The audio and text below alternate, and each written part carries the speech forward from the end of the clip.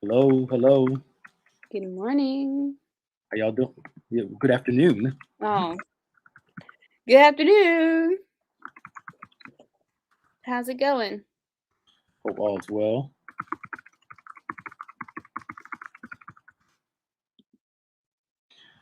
It's another.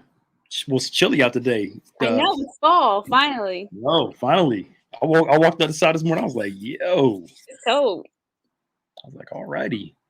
I'm happy about it, but then I don't like waking up to like cold. I like a little chill in the air, just a little bit. We got a big blanket on, and you're kind of scared to take it off because it's chill in the room. I like a little chill. I don't like to sweat. When it's hot, when you're sleeping, when it's hot, it just, Yeah. yeah. I hope But you all are doing well. Welcome to Maximize Monday. And it's going to be a cool day today as we continue discussing some cool topics, chop it up with y'all, mess around. Hoodie season is upon us. Praise the Lord. They say kind of they say nice. we're going to have a they say we're going to have a cold winter. I believe it. Yeah. My bones were hurting yesterday because it's cold, so Yeah. I can feel it already. It's gonna be a rough winter. Yeah.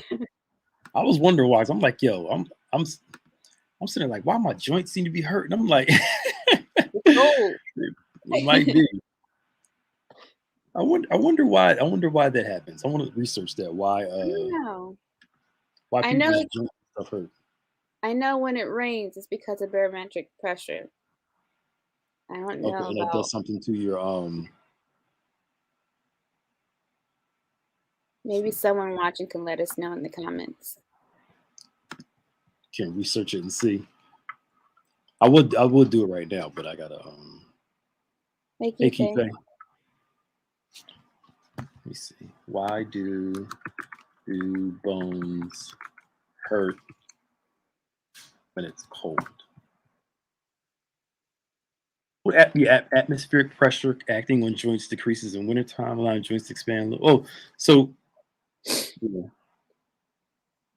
no result. Stretching. Oh, okay. So atmospheric pressure acting on the joints decreases in the wintertime, allowing the joints to expand a little bit, Mm. resulting in stretching of tissues around the joint. so you're Wow. so he's like your bones are actually really wow. More Why, God? Why? increased nerve sensitivity and poor blood circulation. I guess that's why you have to keep moving around when it's cold. So God created this so that we would be more active in the winter Well, times when we well, I want think this is more to a settle result. in. I think this is more of a result of sin. So I don't know if you want to blame God for this one. Um, yeah, interesting, Science interesting. never ceases to amaze me. But you know what's crazy? When you're a kid, you don't pay attention to it, or it just doesn't happen.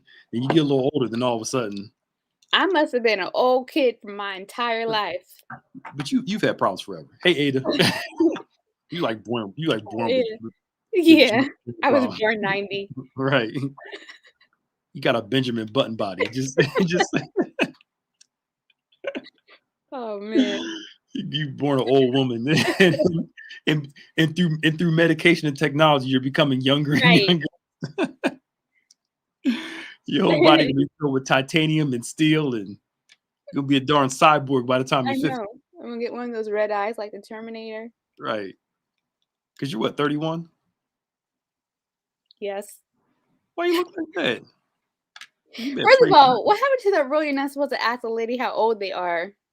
But I think people can put it together because you were online. I'm 30 last year. I'm 30 last year. I'm 30. I'm 30. Hit a big 30.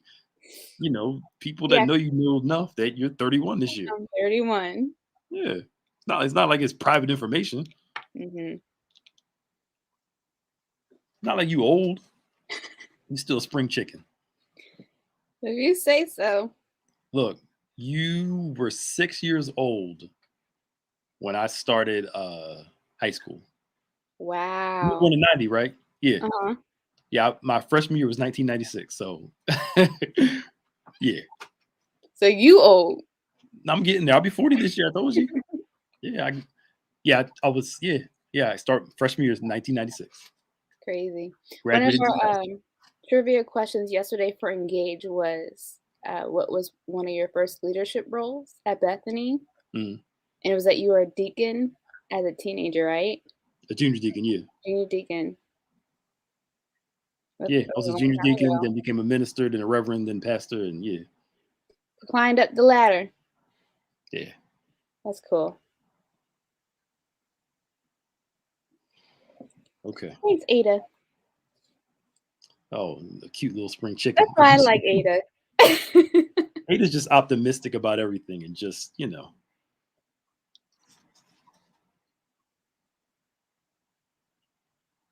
So y'all come on, please share. We're just sitting there chopping it up for a little bit. We've been talking about faith for a little bit, and uh, trusting God through everything.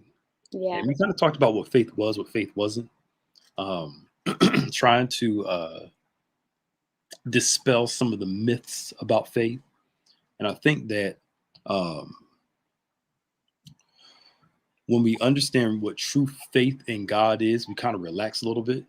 I think here it is. I think sometimes we have faith in faith rather than having faith in God. Mm-hmm.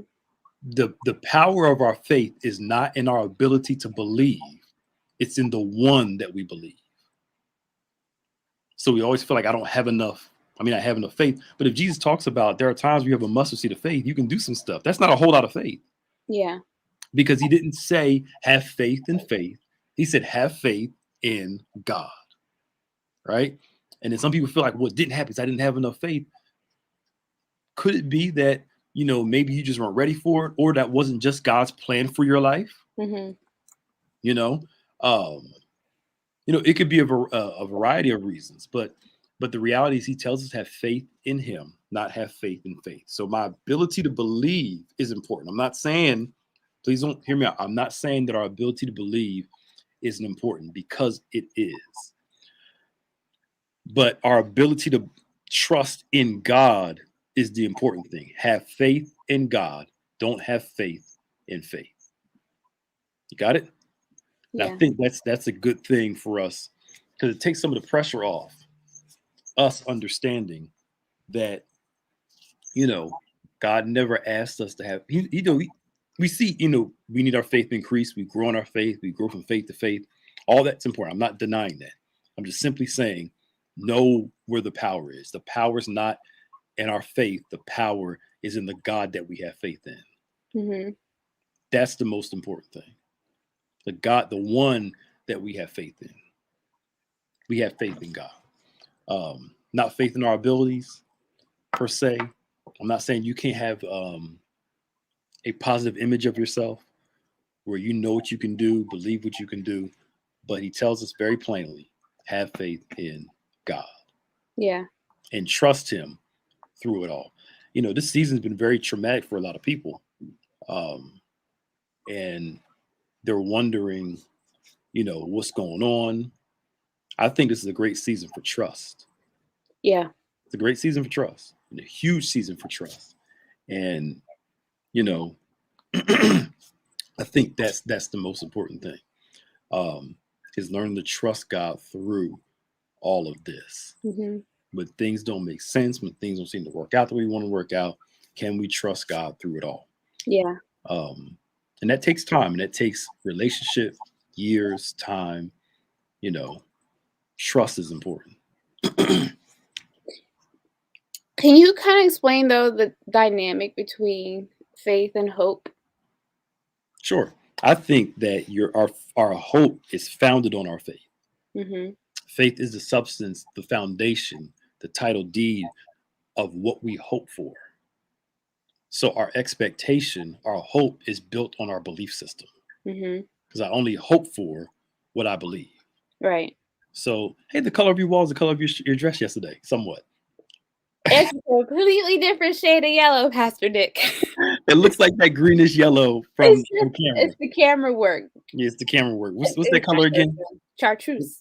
Chartreuse. Uh-huh. Chartreuse, whatever. This So is more like a sunshine yellow, but yeah, like a you mustard digress. vomit Like yellow mustard. and green. I like mustard too. You don't like mustard?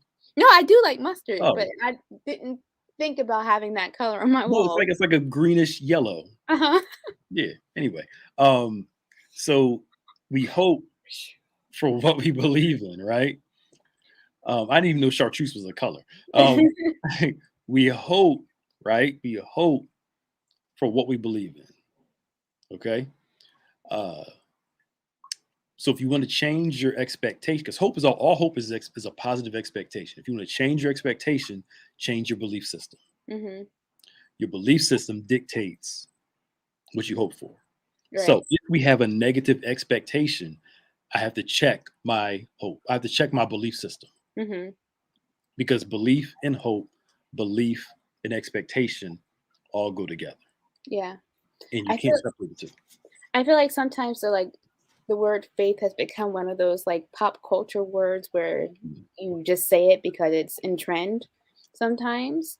But do we always have the hope, the expectation with it that God is actually going to move and to hold true to that faith? You know what I'm saying?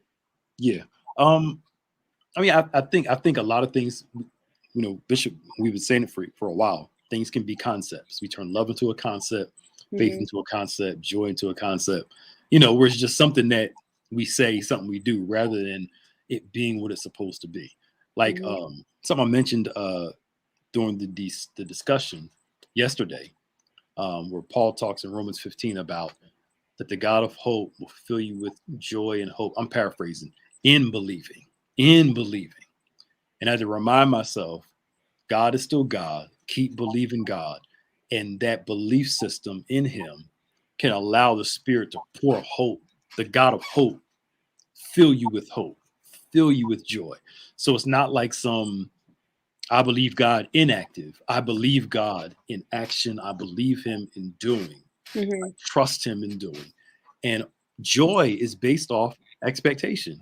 Yeah. When you look at joy in the Greek, one of its imageries is a feeling that arises from future good. Mhm. So a part of joy is not what's going on right now. Joy is that expectation of a future reality that's good in spite of what we're experiencing today. Yeah. So faith, hope, something we've been talking about in Emerging on Saturday nights. Faith, hope, and feelings and our Mhm. attitude all go together. But it starts with our belief system, though. That's good. I don't know. I'll put myself out there. Like I this morning, I was feeling a little discouraged, for lack of better Mhm, words, with where we are with the virus and everything. Of mhm, course, after hearing about Colin mhm. Powell, I was like, okay, like when is this going to get Yeah, better? over. Yeah, You yeah, know? So I was like, is it?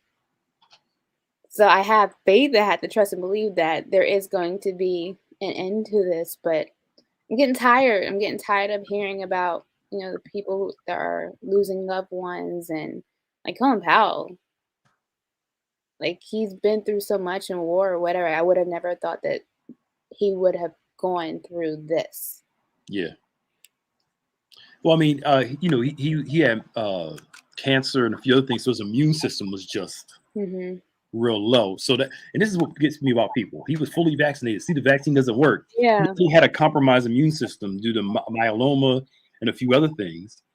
So he was 80, and he was 84 years old. I was telling somebody today, I'm like, people, seniors that have the flu shot, Hmm. the regular flu for them with the flu shot is bad. Yeah. COVID makes it worse, you know? So I just don't understand. But you know what it is? It's people, they have a viewpoint and they use the most random things to fuel their viewpoint Hmm. and don't consider everything else. Yeah. But this thing will eventually be over. Um, we don't know when, but all plagues, all viruses eventually come to a overwhelming end. They still may be present, but it won't be the way it is. The thing is, we just don't know when it's going to be over. Like Hmm. the Spanish flu Hmm. from 1919, it lasted 3 years. 3 years.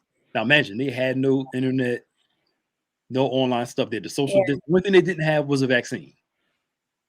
you know, and a lot of the same stuff you're seeing from people in the Spanish flu you're seeing now. Yeah. So they thought it was over, right? Because everything was declining, deaths were going down, etc. So they had this huge parade, right, to celebrate that the flu was over. And guess what happened? All those people coming together caused No. it to spike back up again, right? and it lasted longer. So, you know, we've been in this almost for what? It'll be 2 years in March, right? Mm-hmm. You know, with the vaccines, it's hoping to accelerate it. But, you know, all we can do is just, and all of us are getting tired of COVID, you know, Yeah. yeah, and you know, some people are getting um they're getting very relaxed, so they're doing stuff which, you know, causes, it's a communal virus, Mm-hmm. it's going to spread. Uh but it's going to take time. The bubonic plague lasted 3 years. Yeah. Spanish flu was 3 years some change. We may hit a decline in 2022, 2023. I mean, like, significant decline. Mm-hmm. But it looks like, unfortunately, by the time COVID's over, we'll probably be over 1 million deaths. Jeez. Probably. The way it's looking. Because you figure, let me see, how many.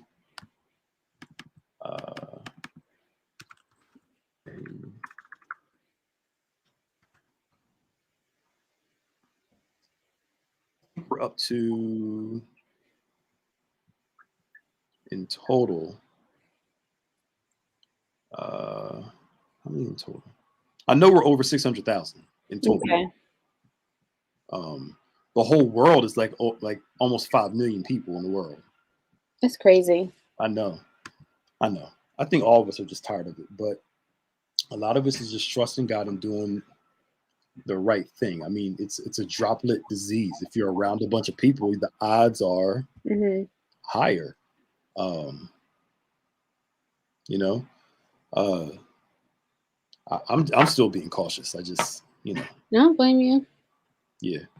It sucks. Like, I miss going to the movie theaters, but I'd rather be safe and be patient. And I Yeah. think that's what Bishop and you guys talked about a little bit yesterday too, is like being patient and not trying to force things and in the end prolonging the situation.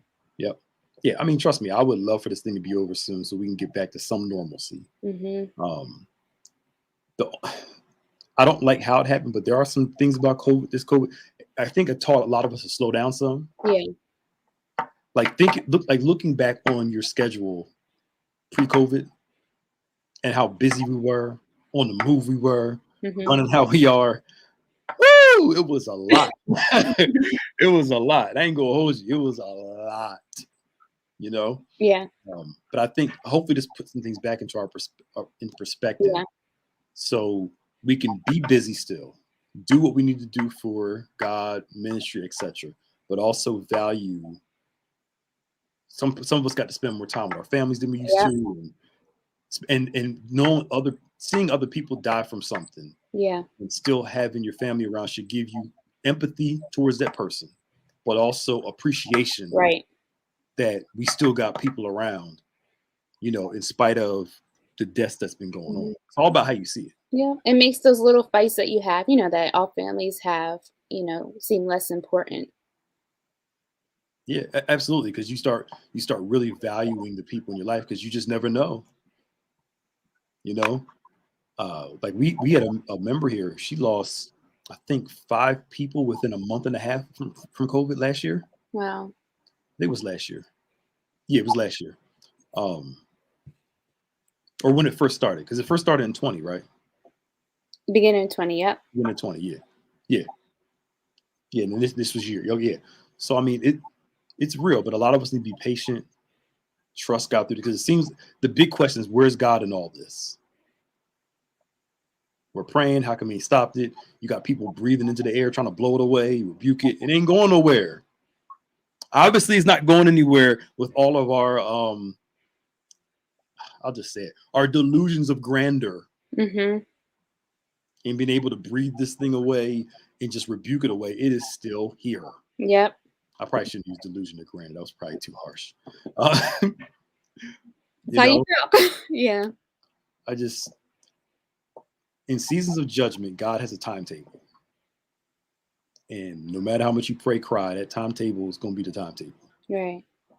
We just got to trust God through all this, you know, uh, and try to feed ourselves some hope during the course of the day. Mm-hmm. Intentional about it. Exactly. I say it's okay. I feel like it's okay to have these moments where you're just like, okay, I'm ready for it to be over. Why, whatever. But you have to be intentional, like you just said, to see the perspective in it and Yeah. how you can grow or whatever Yeah. in this season. Yeah. And learn to filter your feelings through faith. Filter Mhm. them through faith. And do things that you can do that, are wise. Like I'll go take a walk sometimes. So it's getting cold out. Go sit outside and just look, just something, there's something to getting out, doing stuff. Again, my same thing was last year. My fear was how people are going to do emotionally during the winter months Mhm. because, they're not going out, walking as much. People are more indoors. But it seems like everybody's open. They full-time Christmas shopping back. I know. And that's probably what's so confusing about it because you out inside looking out, you think that everything is back to normal. It is not. It's not. It's not. With the Thanksgiving holiday, Christmas holiday, we're probably gonna see a spike because all the people together, just like last year. I hope it doesn't. I hope I'm wrong, Mhm. but I just would not be surprised at all. But a big part of this is learning to trust God in a real way Yeah. and learn to acknowledge your feelings. Like, remember I did that series last year. Sometimes life stinks because it's true. And you got to learn to deal with when life stinks. It just is what it is. Yeah. Sometimes it sucks. It just, and you got to process and work through it. Mhm. That's why I'm a big opponent. You can do Jesus and therapy at the same time. You can do both. One doesn't have to contradict with the other. Yeah. So I'm sorry. I'm saying ranting and raving. I don't know. It felt like that kind of day. Yeah. But do you experience like there are times where I'm fine for a while, and then all of a sudden it'll just hit you one day, Mhm. and then a couple of days you'll feel it, and then you'll go right back to I'm good. Yeah. Your days you're weaker, and some days you're stronger. Some days it doesn't bother you, some days it does. And I think you have to learn to go through those ebbs and flows Absolutely. and understand I'm just having a moment. It's not gonna last forever. And like you said, allow yourself to feel it. Like that was me this morning. And I'm getting teary eyed just thinking about it now, just missing people, that had passed during this time. And then Mhm. like that spiral of like, why did it have to be now? And, all what we just talked about. But I had to go through it in order to get to, but God is good. Yeah, yeah. I said it when the pandemic started, and I really believe it. There's a reason why therapists are so booked up now, because this season is weighing on people mentally and emotionally. Hmm. And some people are going to need some PTSD therapy after the season's over. Seriously, they're going to be afraid. They're not going to be as comfortable going out, doing stuff. Some folk, they don't care. They just live, do whatever. Hmm. Um, you know, but I think there are some folk, you have to know you, and you have to know your emotional mental state and care for it. Hmm. You know, uh, some folk I know they're extremely cautious, over the top cautious when they first started. Now they're like, oh well, I got my shot, and they just live their lives. And It's like that commercial. Have you seen it where it's like first time parents and they're like extremely cautious of everything, and then when the second child comes, they're like, oh, whatever. mhm, Just that's what came it's through. like. Yeah. That's what it's like. So excuse me. I saw one guy I was talking about. He was talking about this on Twitter. Like he fully vaxxed. He got COVID. He just had a rough few days.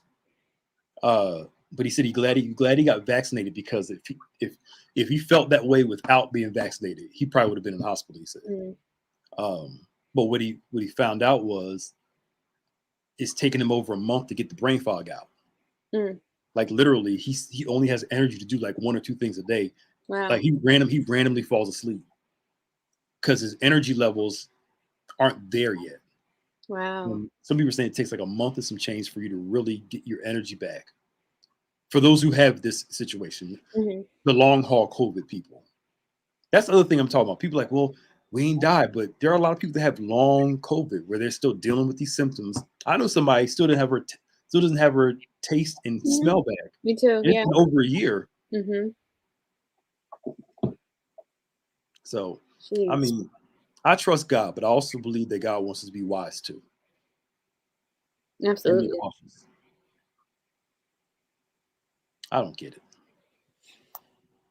But it doesn't make sense, but I guess it's not supposed to. Yeah. I don't know. We got out here because of you. Yeah, I'll take it this time. I'll take it. No, you're fine. You're fine. Hope it helps a little bit. But I mean, it's all of us feel that way. When's this going to be over? I think if you care about people, you feel that way. Yeah. If you really only don't care about people like that, you really don't feel that way that much. And is it an indictment? Yeah, absolutely. But if you really care about people, you feel some type of way. And I took care of it. Okay. You'll feel some type of way because you don't, like you said, you don't want other people experiencing all this stuff. Right. And it hurts you to know that other people are experiencing this stuff. So, anyway, faith. I don't know how we start this off. Honestly, I don't even know. Well, we were talking about faith and hope. And trust, yeah. And trust. Faith, hope, and trust, yeah. And we talked about it. A lot of stuff is endurance. Endurance is necessary. That's why the Bible talks so much about endurance and patience. You have to have endurance. This is a season that's testing our endurance. And also, endurance also means knowing when it's time for you to say, you know what? Today, I'm going to take off. Yeah. This is cool, but I don't have to do it right now. Right. I'm going to take this 2 hours. Even if you can't take the whole day off, I'm going to take these next 2-3 hours to do something completely mindless that requires no major thought and complete relaxation. God is not opposed to that. He's not opposed to that at all. And I think that's all. Self-care is important too, and knowing your limits and knowing your boundaries. On the 7th day, God rested. So yeah, if he can do it, I think it's okay for us to take some time to reset too. Yeah, rest is biblical. It's biblical, and there's nothing wrong with that. You may not get a whole day, but you get some days or some portions of a day, right, where you can be at rest. So especially those you ain't got no kids responsibility. You got, those got kids. We understand. You don't know how good you got it. Rest is a luxury. Yeah. You get 10 minutes without nobody calling your name. That's a blessing. That's a luxury sometimes. But or even if it's just doing something that brings you joy. So for me, doing photography, like that's my mini vacation to do something that I enjoy. Yeah, because rest is not always sleep. Rest can be, like you said, doing something that you enjoy doing. It brings joy into your life, fulfillment, all that good stuff. So, and by faith, we're allowed to enter into and rest. Because rest means, here's what rest really means. Rest means I trust God with my life. Yeah. Everything that happens in my life is not based off my work. That's what the whole Sabbath and rest is all about. It's understanding that everything we have comes by God's grace. Yeah. And God told them to take off on purpose at times so they can rely on his grace to provide for them. To remind them that the success of your whole life is not based off our individual work. Now, work hard. I'm not against work. Work hard. But understanding that God's grace is the thing that holds us. Right. God's grace is what really provides for us. So work hard. Do all that stuff. But learn how to rest. All right, I'm done. I'm good. That's good. I enjoyed that conversation, Pastor Nick. Mm-hmm. What's going on this week? So this week, of course, we have another busy week. We have the recap tonight at 5:30, followed by the Encounter Drive-In service at 7 p.m. And then, of course, on Tuesday, we have the Link Couples Ministry by our very own Pastor Nick, who's going to share another awesome message. Mm-hmm. Don't forget. Right. And then Wednesday, we're back for Word Impact Gathering at 7 p.m. with Pastor Nick again and Bishop. Thursday, I'm excited for this panel. It's the BPA business panel. So for all you business owners or for those who are thinking about going to business, or if you know someone who is, trying to do so, tune in Thursday at 7 p.m.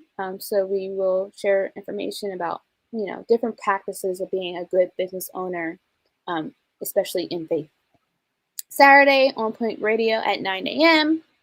Emerging Worship at 6 p.m. And yes, we are also holding our drive-in encounter services on Saturday at 11:30 a.m. And then Sunday, a full day of worship starting with Engage Live at 7:50, 9:45. Our worship services at 8 a.m. and 11 a.m. It's also important to note that it is our church anniversary, so 54 years. We're celebrating this upcoming Sunday of transforming lives one at a time. So I'm excited for that. We're also sowing our first fruit offering on that day as well. And then to cap it all off, 10 Times Better Women starting at 5:30 p.m. with Bishop and Pastor Nick with the pre-show discussion and a message to follow. So that is the week coming up. Yep. Busy week. Busy week. And I gotta go get my kids, finish homeschooling. Oh, that sounds fun. No, man, it's no joke. Woo. I tell people, man, like it's homeschooling kids during this time, and just a thought of even worrying about them going to school. Yeah. And not coming home with something. That's a major thing. Mm-hmm. A major thing to feel. Yeah. All right, y'all. We love you. We'll see y'all later. See ya. All right. Bye.